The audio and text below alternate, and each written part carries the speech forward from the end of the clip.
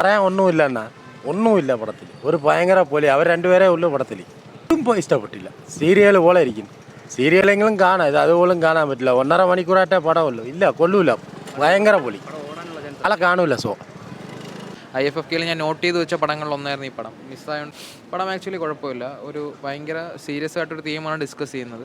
1.5 hour ഡ്യൂറേഷനാണ്. എന്താ പറയുക, performance സൈഡും എല്ലാവരും പെർഫോം ചെയ്തിട്ടുണ്ട്. ശ്യാം ഫെർണാണ്ടോ എന്ന് പറയുന്ന ആക്ടറാണ് നന്നായിട്ട് പെർഫോം ചെയ്തത്. പുള്ളി ഒരു ടൂറിസ്റ്റ് ഗൈഡായിട്ടാണ് പുള്ളി പെർഫോം ചെയ്തേക്കുന്നത്. ഓവറോൾ കുഴപ്പമില്ല, നമുക്ക് കണ്ടിരിക്കാവുന്നൊരു പടമാണ്.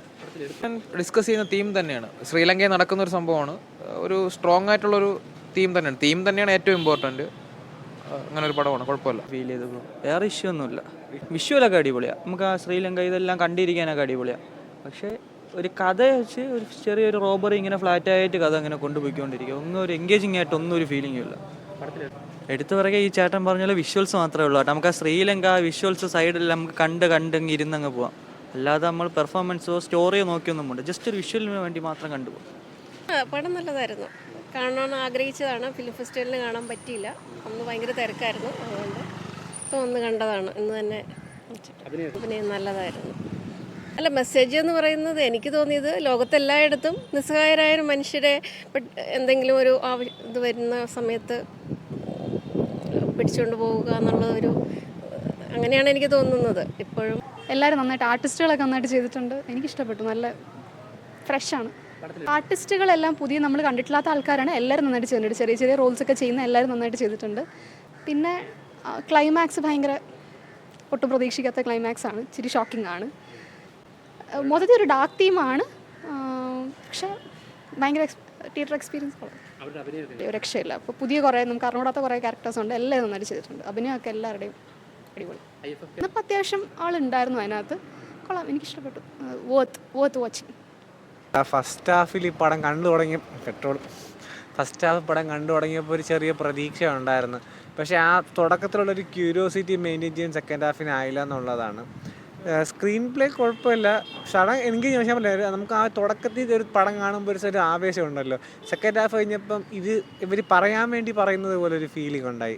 ഇങ്ങനെ ഈ എക്സ്പീരിയൻസ് തിരിയാണ്. പക്ഷേ ഈ പടം എന്തായാലും ഒരു കണ്ടന്റ് നില ജസ്റ്റ് ഒന്ന് കണ്ടിരിക്കാം. അല്ലാതെ ഒരു വലിയൊരു ഫാമിലി വാച്ചോ അങ്ങനെ ഇതിൽ പറയാനായിട്ട് എനിക്ക് പറ്റില്ല. പിന്നെ അത്രയും കണ്ടന്റ് ഇഷ്ടപ്പെടുന്നവർക്ക് ചിലപ്പം ഒരു പക്ഷേ അവരൊക്കെ കാണുമായിരിക്കും. അല്ലാതെ ഒരു തിയേറ്റർ വന്ന് എല്ലാവരും വന്ന് കാണണമെന്ന് പറയാൻ പറ്റില്ല. അത്തരത്തിലുള്ളൊരു സാധനമല്ല.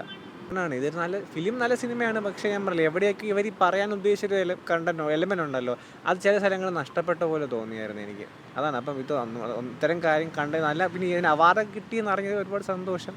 അപ്പോൾ ഇത് കുറച്ചും കൂടി ഇവർ ശ്രദ്ധിക്കും. ചില സിനിമകൾ അങ്ങനെ നല്ല കണ്ടന്റ് ആയിരിക്കും, പക്ഷേ ഇവർ ഈ പറഞ്ഞു വരുമ്പോൾ ഉണ്ടല്ലോ അവിടെ അതിന് എവിടെയൊക്കെയോ അതിൻ്റെ ഒരു കോർ കണ്ടന്റ് ലോസ് ആയ പോലെ ഫീൽ ചെയ്യുന്നുണ്ട്. അപ്പം ഇത് ഫാമിലിയായിട്ട് കാണാൻ പറയാനും പറ്റില്ല. പിന്നെ അത്രയും ഇങ്ങനത്തെ സിനിമകൾ കാണുന്നവർ, ഈ IFFK പോലെ പടങ്ങളിൽ പോയി കാണുന്നവർക്ക് ഒരുപാട് ഇപ്പം ഹിന്ദിയിലൊക്കെ ഇപ്പോൾ ഒരുപാട് അദ്ദേഹത്തിന് പൊട്ടൻഷ്യൽ തെളിയിച്ചിട്ടുള്ള മനുഷ്യനാണ്.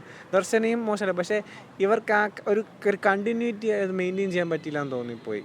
അതാണ് പ്രശ്നം. ദർശനയും പിന്നെ നന്നായിട്ടുണ്ട്. പിന്നെ ഇതിന് ആ സിൻഹളെ അവിടുത്തെ പറയുന്ന ക്യാരക്ടേഴ്സ് ചെയ്ത് അവരും എല്ലാവരും നന്നായിട്ടുണ്ട്. പക്ഷേ എന്തോ ഈ ആസ് എ ഫിലിം ഇതിലെ ആർട്ടിസ്റ്റുകൾക്ക് ഫസ്റ്റ് ഹാഫിൽ നമുക്ക് ജനറേറ്റ് ചെയ്തൊരു ക്യൂരിയോസിറ്റി അല്ലെങ്കിൽ ആ ഒരു സ്വാഗ് ഉണ്ട്, അത് കണ്ടിന്യൂ ചെയ്ത് പോകാൻ പറ്റില്ല സെക്കൻഡ് ഹാഫിൽ എന്നുള്ളൊരു വിഷമം മാത്രമേ ഉള്ളൂ.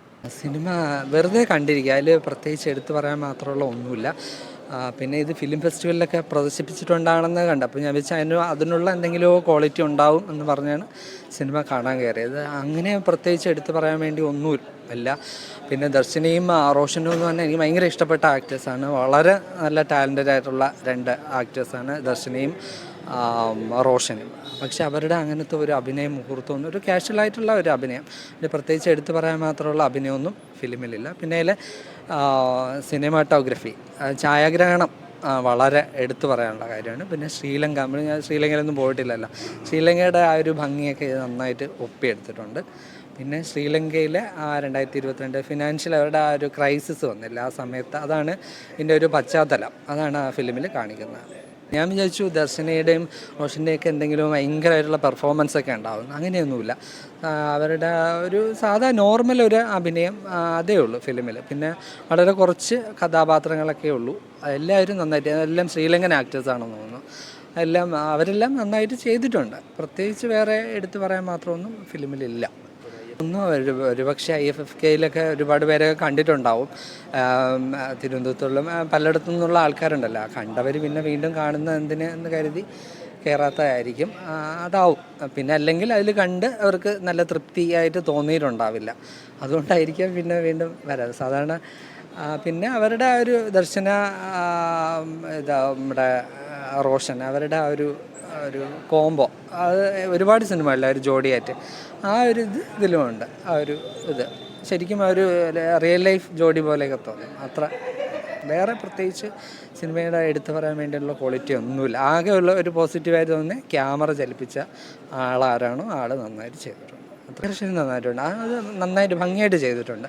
ആ സിനിമ നമുക്ക് ഒരിക്കലും നമ്മളിരുന്ന് ഉറങ്ങത്തൊന്നുമില്ല, അങ്ങനത്തെ ഒന്നുമില്ല. കണ്ടിങ്ങനെ ആ സിനിമ എങ്ങനെ പെട്ടെന്ന് ഒരു 1.5 മണിക്കൂറേ ഉള്ളൂ. അപ്പോൾ നമുക്ക് ആകെ തോന്നുന്ന ഒരു 150 രൂപയും കൊടുത്തിട്ട് ഒരു 1.5 മണിക്കൂർ കൊണ്ട് പെട്ടെന്ന് ഇറങ്ങിപ്പോകുന്നു. പ്രത്യേകിച്ച് നമുക്ക് പറയാനൊന്നുമില്ല.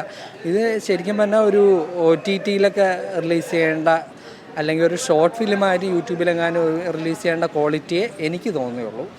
അങ്ങനെയുള്ളൊരു ഫിലിം ആകെ. അതുകൊണ്ടാണ് ഒരു 5-6 പേരുണ്ടായിരുന്നുള്ളൂ ഫിലിമിൽ. എന്നാലും വേറെ ദോഷമൊന്നും പ്രത്യേകിച്ച് പറയാനൊന്നുമില്ല എന്നേ ഉള്ളൂ.